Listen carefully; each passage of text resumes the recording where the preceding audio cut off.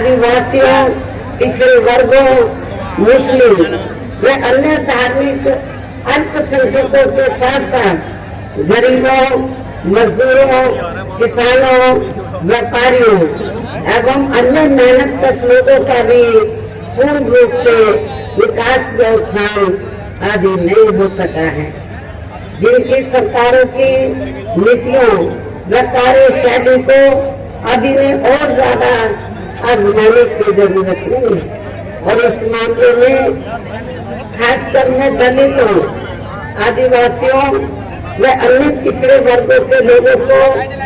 ये भी बताना जरूरी समझती हूँ कि इन्हें परम पूज्य बाबा साहब डॉक्टर भीमराव अम्बेडकर के कड़े संघर्ष एवं अथक प्रयासों से भारतीय संविधान के तहत मिले कानूनी अधिकारों में से खासकर सरकारी नौकरियों में जो आरक्षण की सुविधा मिली है, तो उसे भी यहाँ शुरू से ही इन वर्गों के प्रति हीन व जातिवादी मानसिकता रखने वाली सभी विरोधी पार्टियों की नई सरकारें प्रभावहीन बनाने में तथा इसे धीरे धीरे खत्म करने की भी पूरी कोशिश में लगी हुई है। यही मुख्य वजह है कि देश में आजादी के बाद व शुरू में केंद्र में अधिकांश राज्यों में भी काफी लंबे समय तक सत्ता में आसीन रही कांग्रेस पार्टी ने और अब पिछले कुछ वर्षों से केंद्र एवं काफी राज्यों में भी बीजेपी व अन्य विरोधी पार्टियों की रही सरकारों ने इनका यह आरक्षण का कोटा अभी तक भी पूरा नहीं किया है। पदोन्नति में आरक्षण को तो इन्होंने मान्य कोर्ट की आड़ में काफी हद तक खत्म नहीं कर दिया है और इस मामले में लगभग यही खराब स्थिति हमें यहाँ के मध्य प्रदेश स्टेट में भी देखने के लिए मिल रही है। इसके साथ ही अब इन वर्गों के लोगों को प्राइवेट सेक्टर में आरक्षण दिए जाने की व्यवस्था किए बिना ही केंद्र व राज्यों में भी ज्यादातर सरकारी कार्य यहाँ प्राइवेट सेक्टर के जरिए देश के अधिकांश बड़े बड़े पूंजीपतियों व धनवासेठों को ही दिए जा रहे हैं, जिसके कारण अब पूरे देश में इन वर्गों के लोगों को आरक्षण का बहुत कम ही लाभ मिल पा रहा है और इससे अब पूरे देश में दलितों, आदिवासियों के साथ साथ अन्य पिछड़े वर्गों को भी काफी ज्यादा नुकसान हो रहा है। जबकि अन्य पिछड़े वर्गों के लोगों को ये भी मालूम होना चाहिए कि इन्हें जो आरक्षण की सुविधा मिली है, अति पिछड़े वर्ग के लोगों को ये देन कांग्रेस पार्टी की नहीं है, बीजेपी एंड कंपनी के लोगों की नहीं है, बल्कि बहुजन समाज पार्टी की। आप लोगों को मैं याद दिलाना चाहती हूँ कि जो अति पिछड़े वर्ग के लोग हैं, इनको SC ST की तरह आरक्षण दिलाने के लिए हमारे लोगों ने बहुत पहल की, पार्टी ने बहुत पहल की। मंडल कमीशन की रिपोर्ट आई इसको लेकर, केंद्र में कांग्रेस पावर में थी लेकिन कांग्रेस ने इसे लागू नहीं किया। आज जो कांग्रेस पार्टी के नेता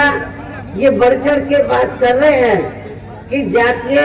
जनगणना होनी चाहिए, किस मुंह से ये लोग जातीय जनगणना की बात कर रहे हैं? जिन्होंने अति पिछड़े वर्ग के लोगों को आरक्षण नहीं दिया, मंडल कमीशन की रिपोर्ट लागू नहीं की, तो वो जातीय समीकरण, वो जातीय जनगणना की जो बात कर रहे हैं, वो केवल अति पिछड़े वर्ग के लोगों को गुमराह करने के लिए। इसलिए अति पिछड़े वर्ग के लोगों को मैं ये बताना चाहती हूँ कि आप लोगों को इस किस्म की पार्टियों से जो हवाई बातें करते हैं, उनसे बहुत सावधान रहना है, क्योंकि अन्य पिछड़े वर्ग के लोगों को ये मालूम होना चाहिए, इन्हें मंडल कमीशन की रिपोर्ट के तहत आरक्षण की ये सुविधा केंद्र में कांग्रेस पार्टी की नई सरकार में नहीं मिली है, बल्कि बीएसपी के कड़े संघर्ष एवं अथक प्रयासों से ही केंद्र में रही श्री बीपी सिंह की सरकार में इन्हें ये सुविधा मिली है, जिसका अब यहाँ जातिवादी विरोधी पार्टियों की सरकारें इन्हें पूरा लाभ नहीं दे पा रही हैं। इसके साथ ही श्री बीपी सिंह की सरकार में इन वर्गों के मसीहा परम पूज्य बाबा साहब डॉक्टर भीमराव अंबेडकर को भी यह भारत रत्न की उपाधि से सम्मानित किया गया है, जिसके लिए वो हर प्रकार से पात्र भी थे। जो बहुत पहले ही इनको ये सम्मान मिल जाना चाहिए था, जिसके लिए विशेषकर कांग्रेस पार्टी प्रमुख तौर से जिम्मेवार व कसूरवार भी है। इससे इन वर्गों के प्रति इस पार्टी की हीन व जातिवादी मानसिकता साफ झलकती है, जिसने फिर इनके कारवा को, यानी कि जिस कांग्रेस पार्टी ने फिर इनके कारवा को आगे बढ़ाने वाले व हर मामले में समर्पित व्यक्तित्व माननीय श्री कांशीराम जी के देहांत होने पर केंद्र में रही इसी कांग्रेस पार्टी की सरकार के चलते एक दिन का भी इनके सम्मान में राष्ट्रीय शोक घोषित नहीं किया गया था, जबकि उस समय केंद्र में कांग्रेस पार्टी पावर में थी। यहाँ मैं इन वर्गों के मामले में ये भी कहना चाहूंगी, केंद्र द्वारा अभी हाल ही में देश की लोकसभा व राज्य विधानसभाओं में महिलाओं को जो 33% आरक्षण देने की व्यवस्था की गई है, तो उसमें SC, ST व OBC वर्गों की महिलाओं को अलग से कुछ भी आरक्षण नहीं दिया गया है। इतना ही नहीं, बल्कि इन वर्गों के लोगों को जुर्म जाति से निजात दिलाने के लिए जो भी अनेकों नियम व कानून आदि बने हैं, तो उन पर भी केंद्र व अधिकांश राज्यों की भी सरकारें सही से अमल नहीं कर पा रही है, जिससे अब यहाँ खासकर दलितों व आदिवासियों के ऊपर शोषण करने वाले लोगों का मनोबल और भी ज्यादा बढ़ रहा है। और ये सब हमें यहाँ आपके मध्य प्रदेश स्टेट में भी काफी कुछ देखने के लिए मिल रहा है। इसी प्रकार हमें पूरे देश में मुस्लिम व अन्य धार्मिक अल्पसंख्यक समाज के लोगों की भी हालत कोई खास अच्छी नजर नहीं आती है। इसके साथ साथ अपर कास्ट समाज में से खासकर गरीब लोगों की भी आर्थिक स्थिति अभी भी पूरे देश में यह काफी ज्यादा खराब व दयनीय बनी हुई है। इनके अलावा आपके प्रदेश सहित पूरे देश में सर्व समाज में से विशेषकर यहाँ गरीब, मजदूर, किसान, कर्मचारी, छोटे व्यापारी एवं अन्य मेहनतकश लोग भी अपनी विभिन्न समस्याओं को लेकर अभी भी हमें काफी ज्यादा दुखी ही नजर आते हैं। और इनमें से किसान वर्ग तो केंद्र की वर्तमान भाजपा सरकार द्वारा बनाई गई गलत नीतियों के कारण काफी ज्यादा परेशान व आंदोलित भी रहा है। लेकिन इन सबकी मुख्य वजह हमारी पार्टी केंद्र में आपके मध्य प्रदेश स्टेट में भी यहाँ अब तक की रही सभी विरोधी पार्टियों की सरकारों की जातिवादी, पूंजीवादी व संकीर्ण मानसिकता के तहत बनाई गई उनकी गलत नीतियों एवं गलत कार्य प्रणाली को ये काफी हद तक जिम्मेवार मानकर चलती है। और इस मामले में खासकर इनके गलत आर्थिक नीतियों की वजह से ही आए दिन यहाँ पूरे देश में गरीबी, बेरोजगारी व महंगाई आदि भी काफी ज्यादा बढ़ रही है। हालांकि इस मामले में शुरू से ही हमारी पार्टी केंद्र व राज्य सरकारों से भी हर स्तर पर ऐसी नीति अपनाने की लगातार ये मांग करती आ रही है कि देश में कुछ गिने चुने पूंजीपतियों व धनासेठों का विकास होने के बजाय बल्कि यहाँ गरीब व आम लोगों का ही विकास होना चाहिए। तभी फिर सही मायने में यहाँ की आम जनता अपनी गरीबी, बेरोजगारी, महंगाई व अन्य और सभी समस्याओं से भी काफी हद तक निजात पा सकती है। इसके साथ साथ अब अपने देश में भ्रष्टाचार भी हर स्तर पर काफी ज्यादा बढ़ रहा है, जिससे आपका खुद का अपना मध्य प्रदेश स्टेट भी अछूता नहीं रहा है। और इन सब के लिए हमारी पार्टी आजादी के बाद से लेकर अभी तक केंद्र व देश के अधिकांश राज्यों में तथा आपके खुद के अपने मध्य प्रदेश स्टेट में भी ज्यादातर सत्ता यहाँ गलत पार्टियों में से खासकर कांग्रेस, बीजेपी व इनकी सहयोगी पार्टियों के हाथों में ही आने को मानकर चलती है। और ये सभी विरोधी पार्टियों को हमारी पार्टी इसलिए भी जिम्मेवार मानकर चलती है क्योंकि आजादी के बाद से लेकर अभी तक लगभग ये सभी विरोधी पार्टियां केंद्र व देश के अधिकांश राज्यों में भी ज्यादातर यहाँ बड़े बड़े पूंजीपतियों व धनना सेठों की ही आर्थिक मदद से सत्ता में आती रही हैं। और सत्ता में आ जाने के बाद फिर ये पार्टियां अधिकतर मामलों में अपनी आर्थिक एवं अन्य सभी नीतियां यहाँ आम जनता की समस्याओं को दूर करने के हिसाब से त्याग नहीं करती हैं, बल्कि देश के उन बड़े बड़े पूंजीपतियों व धनना सेठों को ही फायदा पहुंचाने के हिसाब से अपनी अधिकांश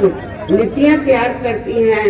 जिनके धन व बल से चुनाव लड़कर ज्यादातर ये पार्टियां केंद्र व आपके राज्य सहित देश के अन्य राज्यों में भी अभी तक यह सत्ता में आती रही हैं, जिसके कारण ही अब पूरे देश में व आपके खुद के अपने प्रदेश में भी अभी भी हमें यहाँ सर्व समाज के लोग अधिकांश मामलों में अपनी विभिन्न समस्याओं को लेकर काफी ज्यादा दुखी व परेशान हुए नजर आते हैं। जबकि पूरे देश में बीएसपी ही अकेली एक ऐसी पार्टी है जो विरोधी पार्टियों की तरह देश के बड़े बड़े पूंजीपतियों व धनना सेठों की आर्थिक मदद से नहीं बल्कि अपनी पार्टी के ही आम कार्यकर्ताओं की आर्थिक मदद से चुनाव लड़कर यहाँ केंद्र व राज्यों की सत्ता में आना चाहती हैं, ताकि हमारी पार्टी सत्ता में आने के बाद फिर बिना किसी दबाव के वे आजाद होकर सर्व समाज के लोगों की सभी समस्याओं का समाधान करके उन्हें हर मामले में व हर स्तर पर यह खुशहाल बना सके। और इसी आधार पर चलकर ही आबादी के हिसाब से देश के सबसे बड़े प्रदेश उत्तर प्रदेश में 4 बार हमारी पार्टी ने अपने नेतृत्व में वहाँ सरकार भी बनाई है। और हमने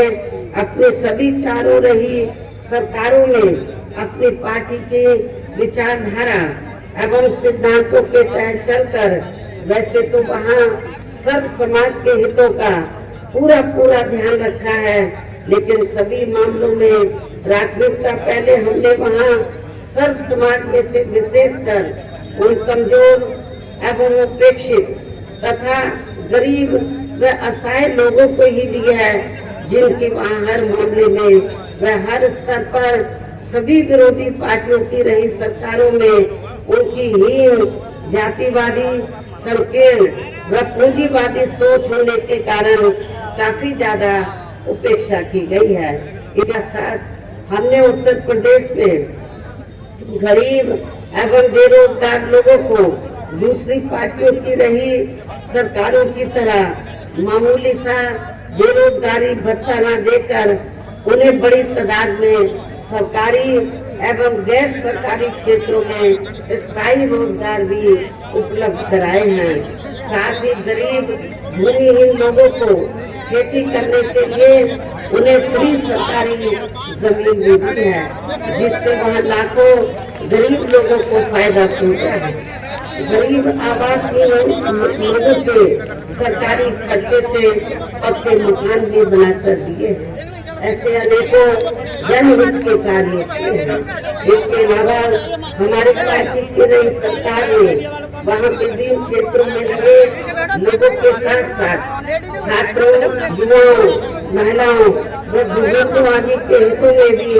अनेकों महत्वपूर्ण व ऐतिहासिक कार्य किए हैं, जिससे उन्हें काफी ज्यादा लाभ पहुँचा है। साथ ही हमने उत्तर प्रदेश में सर्व समाज के लोगों के ऊपर किसी भी प्रकार की कोई जुर्म जाति आदि भी नहीं होने दी है। इतना ही नहीं बल्कि हमारी पार्टी की नई सरकार ने वह अपने देश में दलित एवं अन्य पिछड़े वर्गों में समय समय पर जन्मे हमारे महान संतों, गुरुओं व महापुरुषों में भी खासकर महात्मा ज्योतिराव फूले, छत्रपति श्यामजी महाराज, श्री नारायण गुरु, बाबा साहब डॉक्टर भीमराव अम्बेडकर एवं मान्यवर श्री कांशीराम जी आदि को भी विभिन्न रूपों में पहली बार वहाँ पूरा आदर सम्मान दिया है, जिन्हें विरोधी पार्टियों के लोग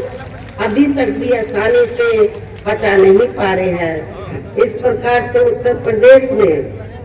हमारी पार्टी ने अपने सभी चारों रहे शासन काल के दौरान वहाँ हर मामले में व हर स्तर पर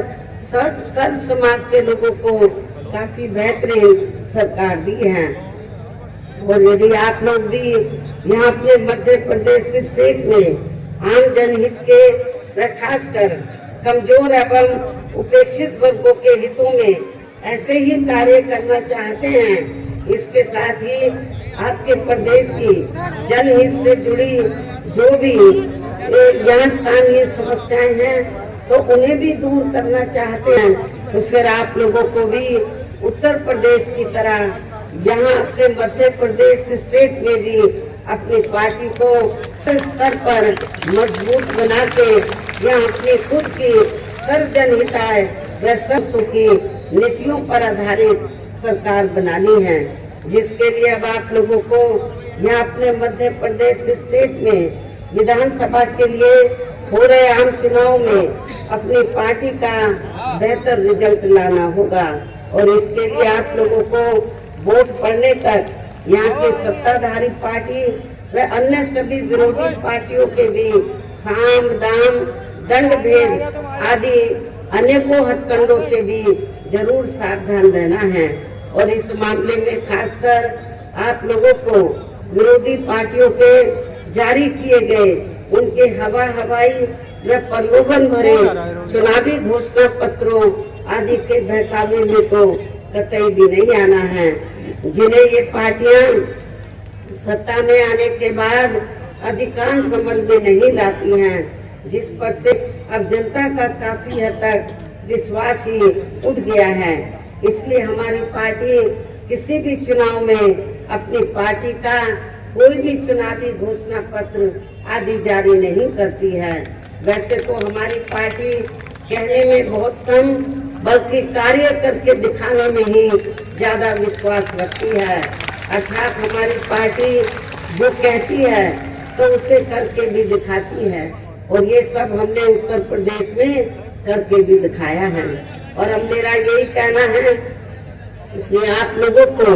अपने खुद के व अपने मध्य प्रदेश स्टेट के भी हित में यहाँ अपनी पार्टी बीएसपी की ही सरकार बनाना बहुत जरूरी है। तभी फिर यहाँ आपके प्रदेश में परम पूज्य बाबा साहब डॉक्टर भीमराव अम्बेडकर एवं मान्यवर श्री कांशीराम जी आदि का भी अधूरा रहा सपना जरूर साकार हो सकता है, जिन्होंने कदम कदम पर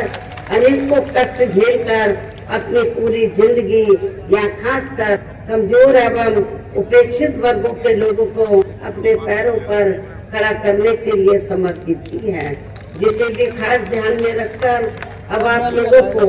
यहाँ अपने प्रदेश में विधानसभा का आम चुनाव लड़ रहे अपने उम्मीदवारों को, जिसमें से कुछ क्षेत्र में भी यहाँ पर हमारे उम्मीदवार चुनाव के मैदान में हैं। आपके भिन्न आसपास के क्षेत्रों से हमने अपनी पार्टी के उम्मीदवारों को चुनाव के मैदान में उतारा है। मेरी आप लोगों से पुरजोर अपील है कि अपनी पार्टी से उन सभी उम्मीदवारों को पार्टी का चुनाव चिन्ह हाथी चुनाव चिन्ह के सामने वाले बटन को दबा के इन्हें जरूर कामयाब बनाना है, जिताना है। और इसके लिए आप लोगों को वोट पड़ने वाले दिन अपने सभी कार्य छोड़कर वह अपने पोलिंग बूथों पर समय से पहुंचकर अपना वोट डालने के लिए जरूर जाना है। और इस मामले में हमारी महिलाएं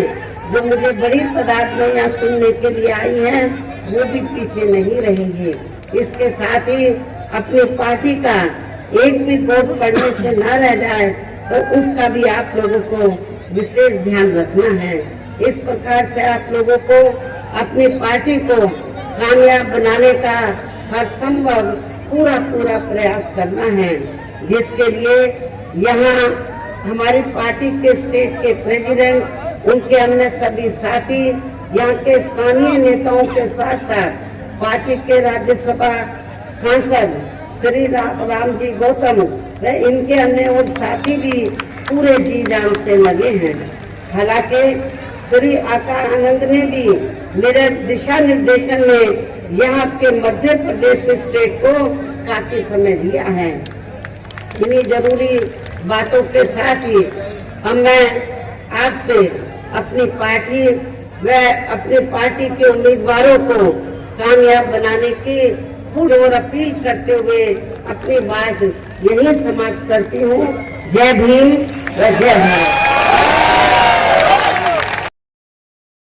इस खबर को देखने के बाद क्या है आपकी राय, नीचे दिए गए कमेंट बॉक्स में दीजिए अपनी राय। ऐसी तमाम बड़ी खबरों को देखने के लिए जुड़े रहिए हमारे साथ। खबर अच्छी लगे तो लाइक कीजिए और शेयर कीजिए, और हाँ, चैनल को सब्सक्राइब कर घंटे वाली बटन को दबाना ना भूलिए। फिर आते हैं आपके बीच कुछ खास खबरों के साथ।